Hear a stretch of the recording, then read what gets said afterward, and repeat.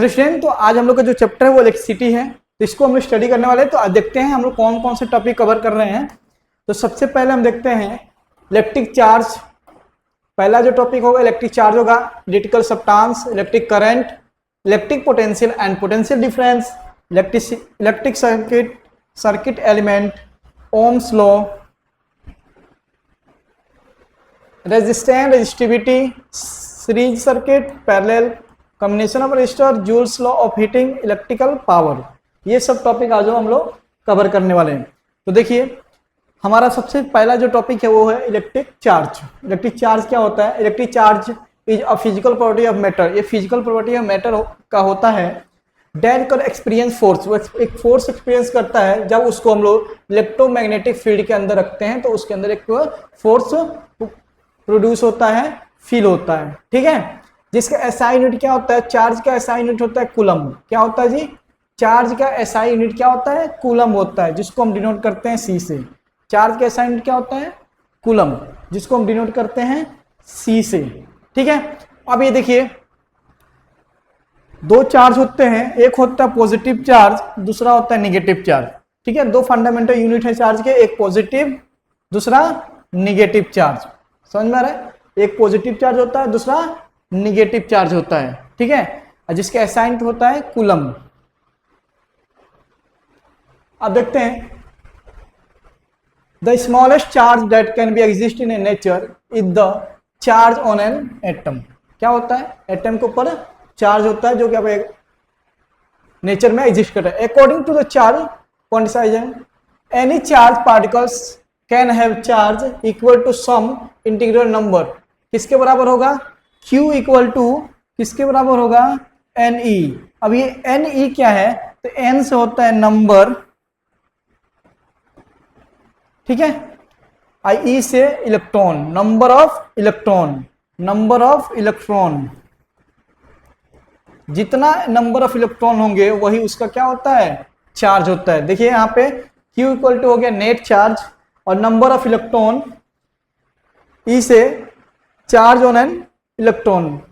तो ये आपका हो गया Q equal to Ne, number of electron. जितना नंबर ऑफ इलेक्ट्रॉन होता है वही उसका क्या होता है? चार्ज होता है।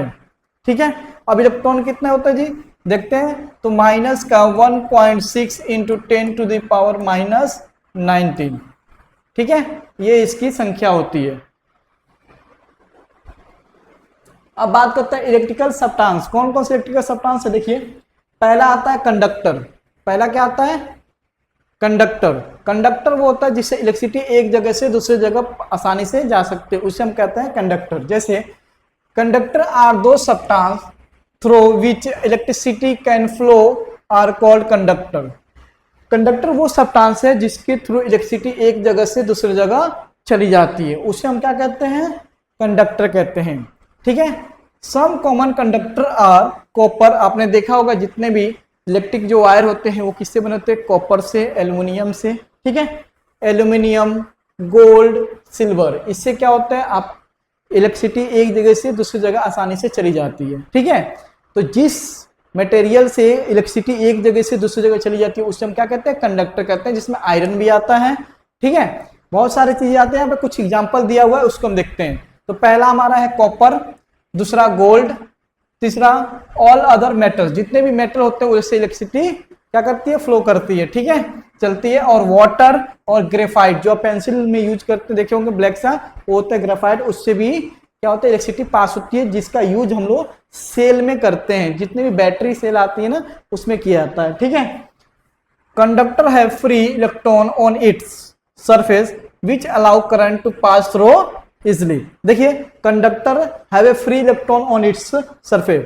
कंडक्टर के जो सरफेस से फ्री इलेक्ट्रॉन होते हैं जिसके थ्रू क्या करता है? वो इलेक्ट्रिसिटी को एक जगह से दूसरी जगह ले जाने में आसानी होती है। क्लियर? इलेक्ट्रिसिटी को एक जगह से दूसरी जगह आसानी से ले जा सकता है, उसे हम क्या कहते हैं? कंडक्टर कहते हैं। अब अगला जो टॉपिक है वो है सेमीकंडक्टर। सेमीकंडक्टर क्या होता है? Semiconductor are the material which have conductivity between conductor generally metal and non-conductor insulator such as called semiconductor। मतलब आधा कुछ प्रॉपर्टी आपका मेटल का शो करेगा, कुछ आपका नॉन मेटल का। मतलब हल्का उससे इलेक्ट्रिसिटी पास कर जाती है, ठीक है। Semiconductor can be compound such A gallium arsenide and pure element such A germanium और सिलिकॉन। ये क्या होते हैं? सेमीकंडक्टर होते हैं। आधा प्रॉपर्टी किसका शो करता है? मेटल का। आधा प्रॉपर्टी नॉन मेटल का शो करता है। तो ये क्या होता है? सेमीकंडक्टर। जो मेटल होता है आपको पता है वो कंडक्टर कहलाते हैं, जो नॉन मेटल होता है क्या होता है? इंसुलेटर होता है, जिससे इलेक्ट्रिसिटी पास नहीं होता। बट कुछ ऐसे नॉन मेटल होते हैं जिससे इलेक्ट्रिसिटी पास हो जाती है, वो एक्सेप्शन में वो आते हैं। अगला है इलेक्ट्रिकल सब्सटेंस। हम लोग कंडक्टर पढ़ चुके हैं, सेमीकंडक्टर पढ़ चुके हैं, अब पढ़ते हैं हम लोग इंसुलेटर। इंसुलेटर क्या है? Insulator are the substance through which electricity can not flow are called insulator. वो सब्सटेंस जिससे इलेक्ट्रिसिटी एक जगह से दूसरी जगह पास ना हो पाए, एक जगह से दूसरी जगह इलेक्ट्रिसिटी ना जा पाए, उसे हम कहते हैं इंसुलेटर, ठीक है। जैसे आपने देखा होगा ग्लास, प्लास्टिक, रबर, वुड, ठीक है। अब वुड में आपको देखा होगा सूखा हुआ होना चाहिए, अगर इसमें नमी होगा या भींगा होगा तो उससे इलेक्ट्रिसिटी पास होता है, क्योंकि उसके अंदर वाटर होता है, वाटर से इलेक्ट्रिसिटी पास होता है, ठीक है। Due to the lower number of free electron in insulator. अब आपने पढ़ा होगा, आगे बताए हैं कि कंडक्टर के सरफेस पे क्या होता है? फ्री इलेक्ट्रॉन होते हैं, बट यहाँ पे ना के बराबर फ्री इलेक्ट्रॉन होते हैं, जिसकी वजह से वो कंडक्ट वहां से इलेक्ट्रिसिटी आगे जा ही नहीं पाती है, कंडक्ट नहीं हो पाती है, ठीक है। They can not conduct electric current very easily. वो आसानी से करंट को एक जगह से दूसरी जगह नहीं ले जा पाते हैं, तो इसीलिए इसको क्या कहते हैं हम लोग? इंसुलेटर कहते हैं। इसके सरफेस पे फ्री इलेक्ट्रॉन नहीं होते हैं, ना के बराबर होते हैं, ठीक है। जैसे ग्लास हो गया, प्लास्टिक हो गया, सेरेमिक हो गया, रबड़ हो गया, वुड, फैब्रिक, पेपर, कॉर्क, वूल, ये सब क्या है? ये हमारे इंसुलेटर के एग्जाम्पल है, जिससे हम आपने देखा होगा जितने भी इलेक्ट्रिक सब्सटेंस होता है उसके ऊपर इंसुलेटर लगाई होती है, ठीक है। जो प्लास्टिक लगा होता है, जिससे क्या होती है? आसानी से हम पकड़ लेते हैं, बट हमारे पास करंट नहीं आता है, ठीक है।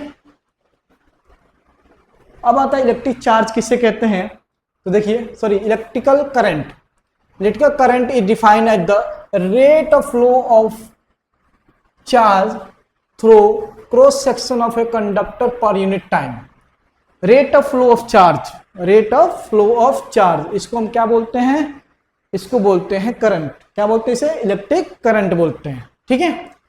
Rate of flow of charge क्या बोलते हैं हम लोग? इलेक्ट्रिक करंट बोलते हैं।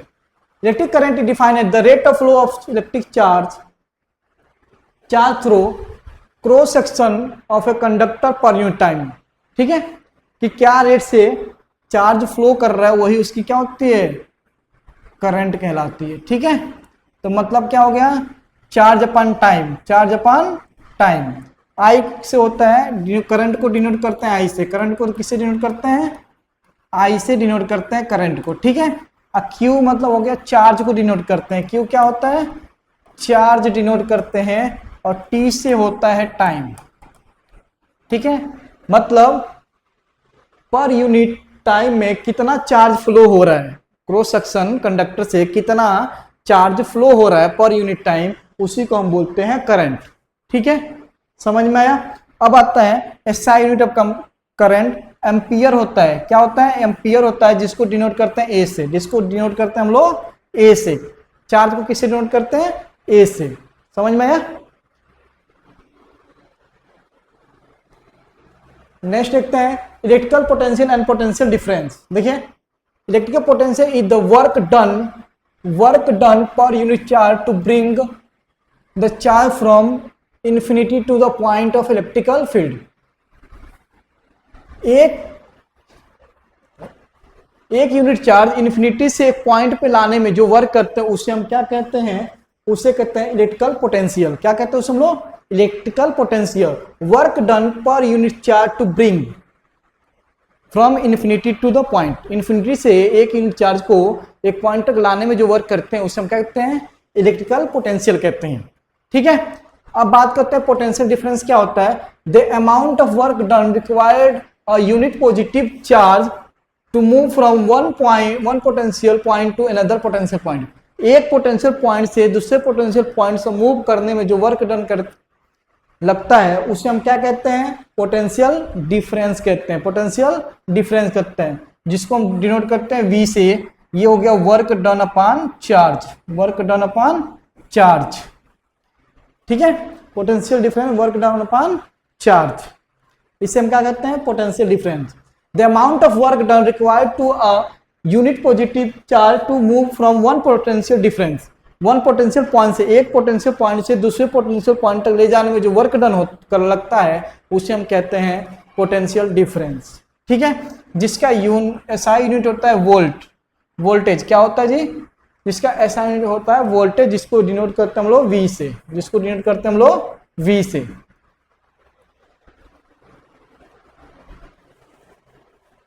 देखिए 1 वोल्ट का डिफाइन क्या होता है, when 1 joule of work done on a unit positive charge to move from one point to another point, 1 joule charge को 1 joule, when 1 joule work is done, 1 joule work लगता है एक यूनिट चार्ज को एक point से दूसरे point ले जाने में, उसी को बोलते हैं 1 वोल्ट, क्या बोलते हैं उसे, 1 वोल्ट बोलते हैं। चलिए देखिए इलेक्ट्रिकल सर्किट देखते हैं यहाँ पे।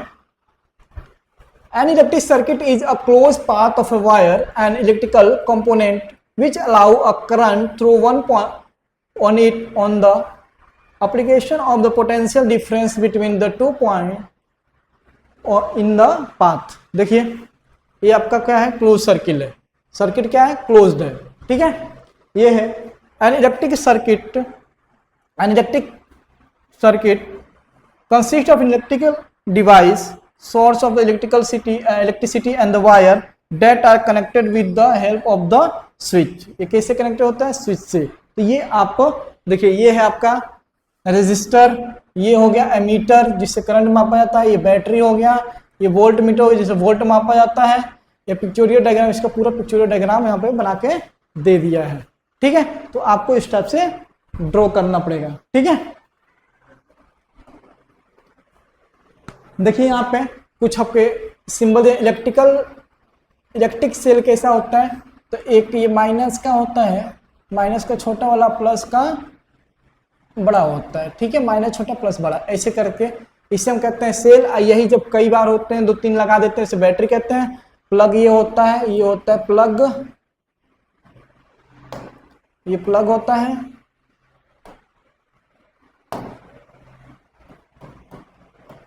ये होता है प्लग की या क्लोज, ये वायर ज्वाइंट होता है, ये वायर को एक के ऊपर एक को क्रॉस कराया गया है। इलेक्ट्रिकल बल्ब होता है, ये रजिस्टर होता है, रेजिस्टेंस या रजिस्टर बोल सकते हैं, ये वेरिएबल रजिस्टर होते हैं। एमीटर ये होता है, वी से वोल्ट एमीटर होता है, ठीक है। एमीटर से करंट मापा जाता है, वोल्ट मीटर से वोल्टेज नापा जाता है, ठीक है।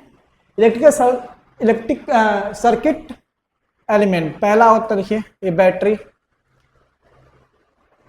एलिमिनेटर है, फिर ये रेजिस्टेंस बॉक्स है, ये वोल्ट मीटर है जिससे वोल्ट मापा जाता है, ये मीटर है जिससे करंट मापा जाता है, ये प्लग की है, ये रजिस्टर है और ये कनेक्टिंग वायर है, ठीक है। अब देखिए एमीटर एंड वोल्ट मीटर में डिफरेंस क्या होता है, एमीटर एंड वोल्ट मीटर में अंतर क्या है ये देखते हैं हम लोग, ठीक है। तो एमीटर क्या होता है, ammeter is a instrument used to measure the current in a circuit. Ammeter वो इंस्ट्रूमेंट होता है जिस उससे उस सर्किट में कितना करंट आ रहा है, उस सर्किट में कितना करंट है, उसको मेजर करने के लिए हम लोग एमीटर का यूज करते हैं, उसको मेजर करने के लिए हम लोग एमीटर का यूज करते हैं। सिंपल सी बात है, सर्किट में करंट को मेजर करने के लिए हम लोग एमीटर का यूज करते हैं, ठीक है। अब आता है वोल्ट मीटर क्या है, तो उस सर्किट में वोल्ट को मापने के लिए, वोल्टेज को मापने के लिए जिसका यूज करते हैं उसे हम लोग कहते हैं वोल्ट मीटर।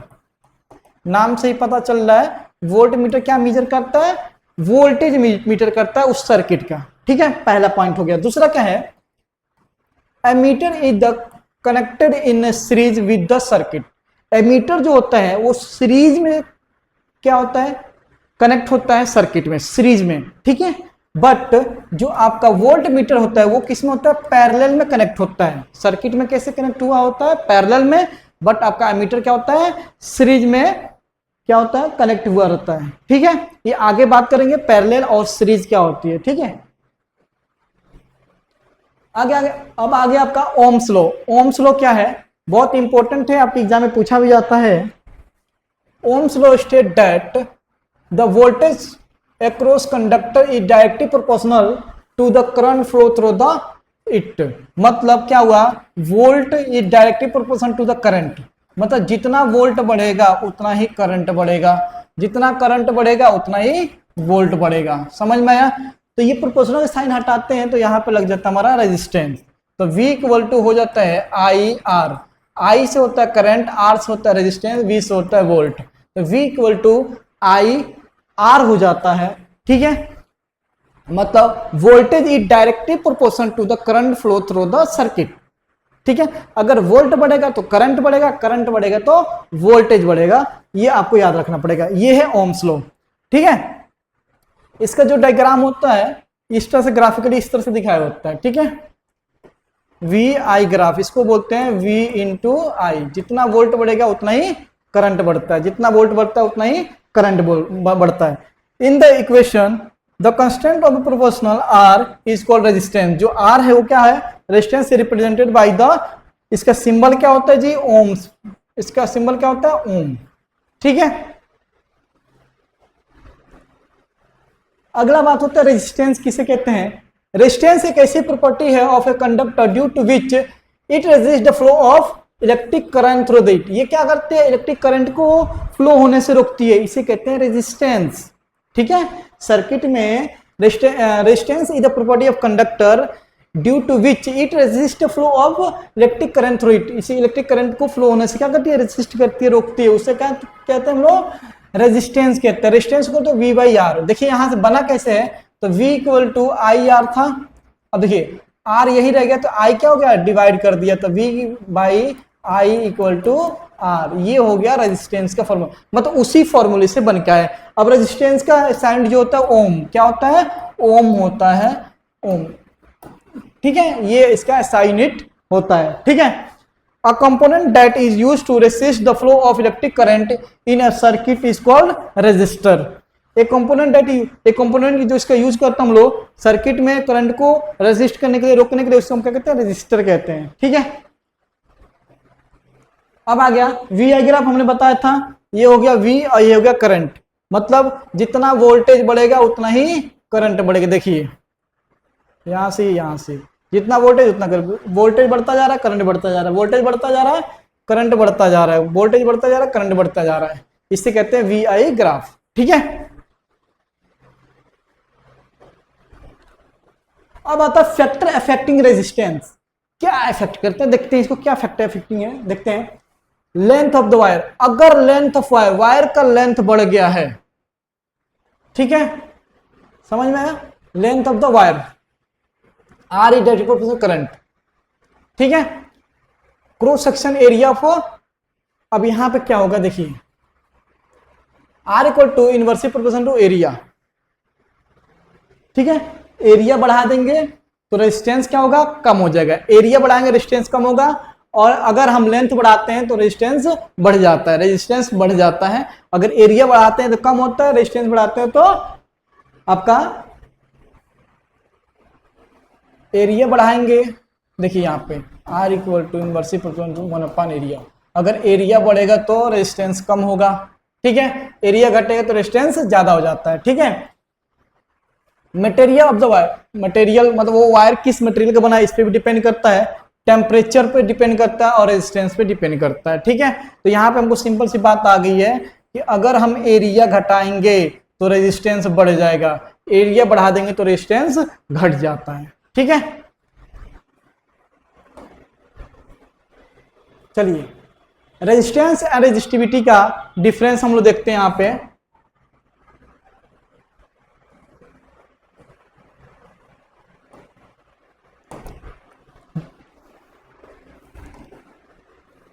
रेजिस्टेंस क्या है, resistance is refer to the opposition that material offer to the flow of electric current through it। ये क्या है, ये डिस्क्राइब करता है resistivity the property of a material that describe how strongly it resist the flow of electric current। वो describe करता है कितना स्ट्रांगली इसको रोक रहा है। ठीक है, इसका एसआई यूनिट होता है ओम्स, इसका होता है एसआई यूनिट है ohm metre. Resistance is depend on the physical dimension of the material, ये फिजिकल डायमेंशन पर डिपेंड करता है, but it depend on the temperature and nature of the material, ये फिजिकल पे, ये उसके टेम्परेचर और नेचर पे डिपेंड करता है। जैसे कि लेंथ और क्रॉस सेक्शन पे, एरिया पे डिपेंड करता है, और ये टेम्परेचर और रेजिस्टिविटी पे डिपेंड करता है।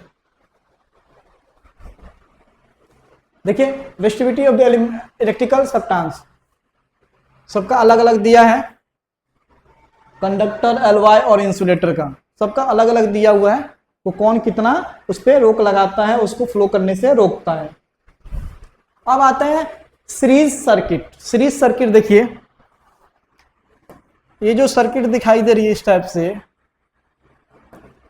ये सब क्या है, इस सीरीज कॉम्बिनेशन है। ये मान लेते हैं R1 रेजिस्टेंस, ये R2 रेजिस्टेंस, ये R3 रेजिस्टेंस, ऐसे करते हुए चला जा रहा है, ठीक है। तो सीरीज में क्या होता है, R इक्वल टू फॉर्मूला जो होता है, R इक्वल टू होता है R1 plus R2 plus R3 plus equal to infinity तक चला, ये होता है सीरीज का formula. R equal to R1 plus R2 plus R3, ये होता है सीरीज कॉम्बिनेशन, ठीक है। Series circuit, the current in a same in all the resistance, यहाँ पे करंट सबके पास सेम रहेगा, ठीक है। Current is the same in all the resistor, जितने भी रजिस्टर हैं, R1 रजिस्टर हो गया, R2 रजिस्टर हो गया, R3 रजिस्टर हो गया, इन सबके जो पास जो करंट होगा वो सेम होगा, ठीक है।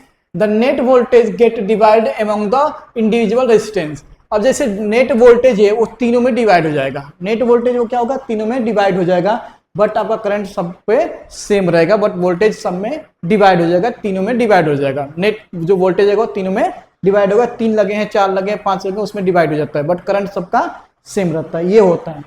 दूसरा आता है पैरेलल कॉम्बिनेशन, जो इस टाइप से होता है,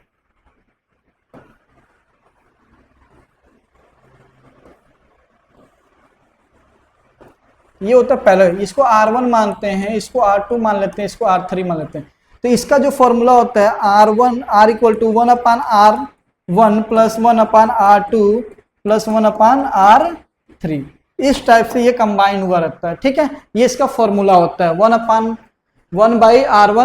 1/R equal to 1/R1 plus 1/R2 plus 1/R3। तो यहाँ पे देखते हैं क्या करता है, voltage is the same across all, ये सारे पे वोल्टेज सेम रहते हैं, इसमें वोल्टेज क्या होता है, सेम होता है, वोल्टेज क्या होता है, वोल्टेज सेम होता है, बट करंट क्या होता है, नेट से डिवाइड होता है, जितना भी होगा टोटल उसमें करंट क्या हो जाएगा, डिवाइड हो जाएगा, करंट क्या होता है, डिवाइड हो जाता है, ठीक है।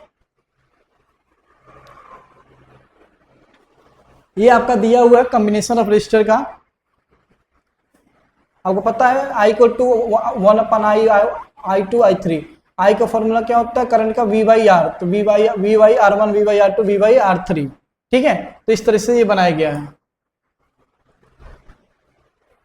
Joules law of heating effect, joules law of heating effect, joules law of heating effect state that when current pass through conductor of a resistance R for a T time, बोल रहा है जब current pass होता है, I current pass होगा conductor से resistance R of a resistance R for the T time के लिए, ठीक है।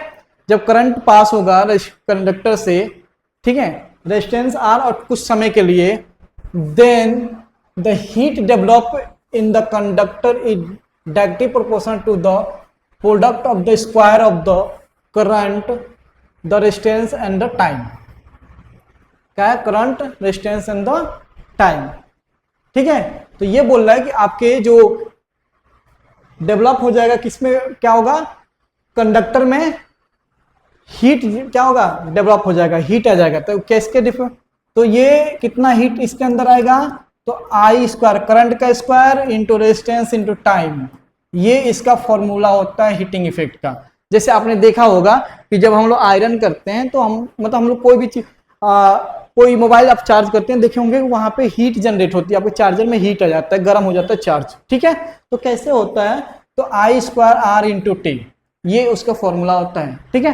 तो आखिर इसका यूज भी तो कहीं किया जाता है, तो इसका यूज भी जैसे कि आप आयरन करते हैं तो उसको हीटिंग इफेक्ट को हमने आयरन में यूज कर लिया, खाना बनाने में यूज कर लिया, क्योंकि ये हीटिंग इफेक्ट होगा ही होगा। आप मोबाइल चार्ज करें या कोई भी चीज आप काम करते हैं इलेक्ट्रिसिटी से, तो वो चीज़ क्या होती है, गर्म होता ही है। तो वो आखिर जो हीट निकलती है उसको कहीं यूज करने किया जाता है, तो वो आपको बहुत सारी जगहों पे आप हीट का यूज कर सकते हैं। आयरन में यूज करते हैं, खाना बनाने में यूज कर सकते हैं, करते भी हैं लोग। ठीक है, तो ये इसका फॉर्मूला होता है। Practical application of the heating effect, कहाँ कहाँ आखिर सच में जो करंट पास होने से जो उसके अंदर हीट प्रोड्यूस हो रहा है, उस सब्सटेंस के अंदर कंडक्टर में हीट प्रोड्यूस हो रहा है, उसका यूज कहाँ करते हैं, तो electrical fuse. Electric fuse wire is an alloy of lead 37% and tin 63%। It connected in the series in electrical circuit. Electric circuit में किसमें सीरीज में कनेक्ट रहता है। It has high resistance and low melting point. इसका resistance क्या होता है, ज्यादा होता है, बट मेल्टिंग पॉइंट क्या होता है, कम होता है। थोड़ा सा भी हीट करोगे मेल्ट हो जाएगा।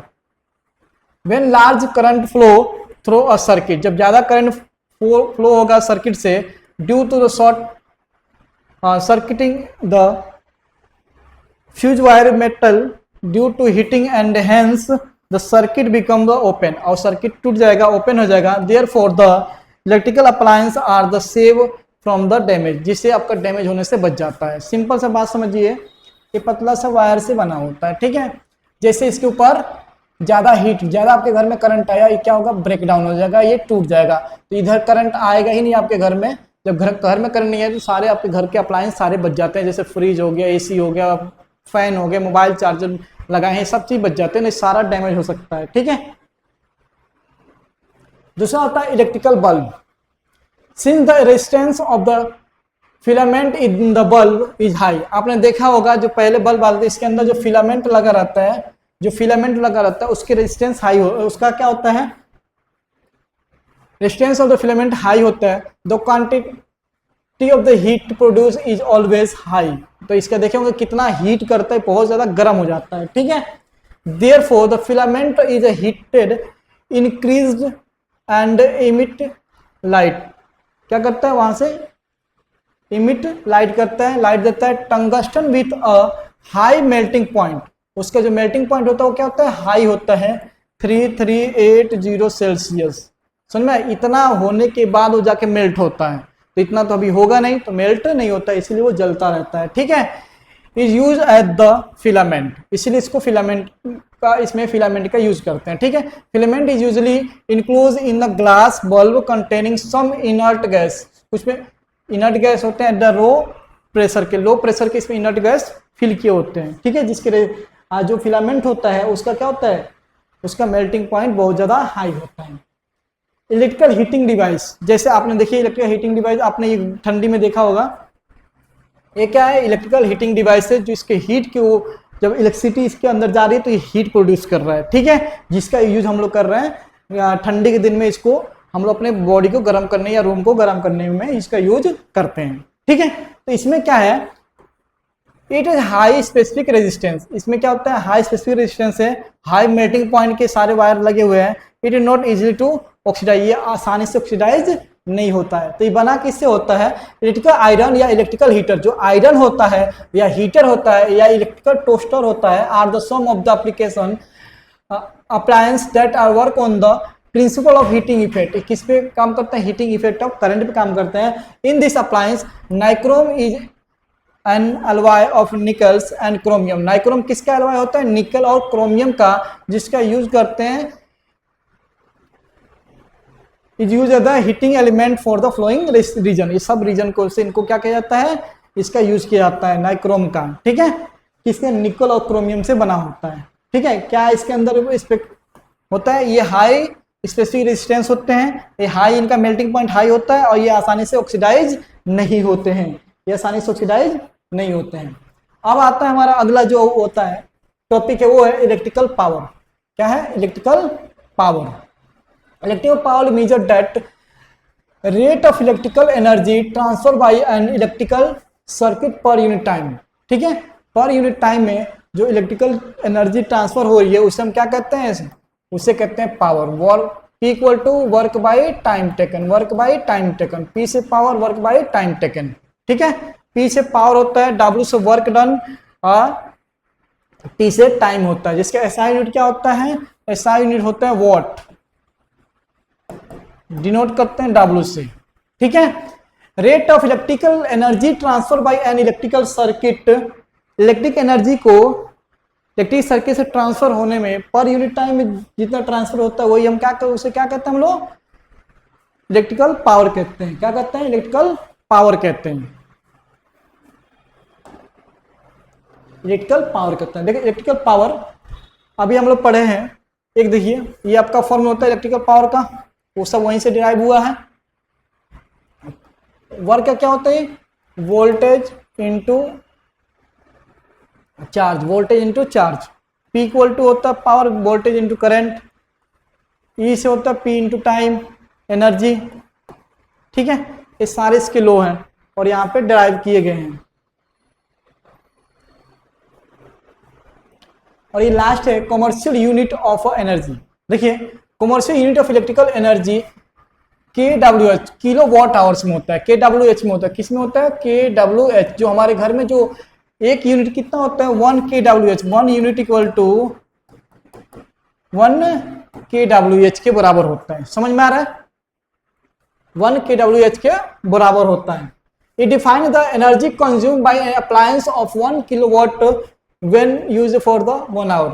अगर 1 किलोवाट आवर, 1 किलोवाट पावर हम यूज करते हैं अप्लायंस का पर घंटे, उसको हम क्या कहते हैं, उसे हम कहते हैं एनर्जी कंज्यूम्ड बाय अप्लायंस। ठीक है, equal to P into time, power into time, जिसका SI यूनिट होता है किलोवाट आवर्स, किलोवाट आवर्स। अब यहाँ पे होता है 1 यूनिट इक्वल टू होता है 1 किलोवाट आवर, 1 किलोवाट आवर होता है। ठीक है, तो हमारे घर में सब कुछ जो भी, जैसे कि मान लीजिए आपके घर में फ्रिज है, ठीक है, तो कितने किलोवाट का है, कितना घंटा चलता है, ये सब चीज़ आप डेली कैलकुलेट करेंगे तो आपका यूनिट आसानी से निकल जाता है। अब नेक्स्ट आपकी क्लास में आपके इसके क्वेश्चन कराए जाएंगे। तो आपको ये वीडियो कैसा लगा, इसे लाइक शेयर और सब्सक्राइब कर लें।